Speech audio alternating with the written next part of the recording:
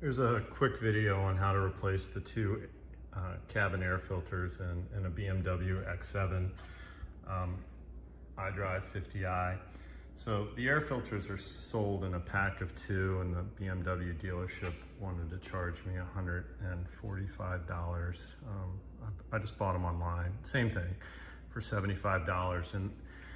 And their labor rate, they wanted to charge me 0.7 of an hour, which came out to about 150 bucks. So $300 to replace the two air cabin filters. I bought them online for 70 bucks, and it took me 10 minutes to replace, and I'll show you how to do it if you're interested in saving a bit of money here. Located under the glove box here, and I'm gonna kind of work in reverse. But it's pretty straightforward, actually. They're two cabin air filters, and they kind of pop right out after you take off two Torx 20 screws. And before that, you just pop this dash panel down, and I'll show you how to do that. But essentially, what you're going to do is you're going to get the replacement filters, and they'll say, I think it's pronounced Mahle on the air filter. And essentially, when you take out these filters, the carbon side is going to be up, and you just have to make sure you replace them so the airflow is in the same direction. So you're going to pop out the old ones and then just put in the new ones, and then I'm just going to document how to kind of put Humpty Dumpty back together again. It's pretty straightforward. So this panel over the air filters just kind of rotates in place, and then it's secured with two Torx screws. It's kind of hard to get under there and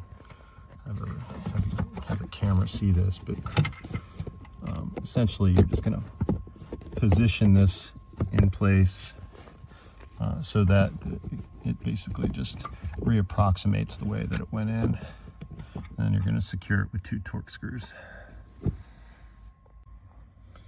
So I've rotated the air filter cover back in place, and I've left the Torx screws partially out so you can see where they are. They're towards the cabin of the vehicle, and there's two of them. Get that on camera. And then just secure those up with a Torx 20 screwdriver. I'm using this little thing here. So after you've secured the air filter cover back on with the two T20 Torx screws, then you're just gonna put the dash panel back up. Now I detached the cable assembly here because I wasn't sure if it was going to be long enough. Probably didn't need to do this, but it's pretty straightforward to just go back in here. That's just for the under cabin lighting. And then what you do is you just reposition this panel back up, and it slides over those harnesses here, right here, and right here with this loop here, and this little thing here. I'm gonna do that and show you the final result. All right, once you've slid those over those attachments in the back, then you're gonna just align these two plastic pieces here into the female portion there, and then you're gonna twist that knob to lock it in place. But just make sure you align them on both sides, and don't force it so you would break something, but they should be pretty well aligned. And then you do the one over there, and then you turn them, and then you're done. So everything's up in place, and then the only thing left to do is to turn these dials here to lock it in place.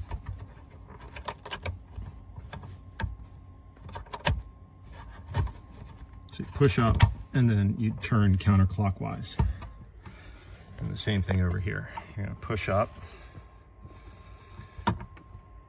so it fits in there, and then you're gonna turn counterclockwise. Just a quarter of a turn, that locks it in place. And then you just, put your mat back in. I took mine out just to have a little bit more breathing room. Then you're done.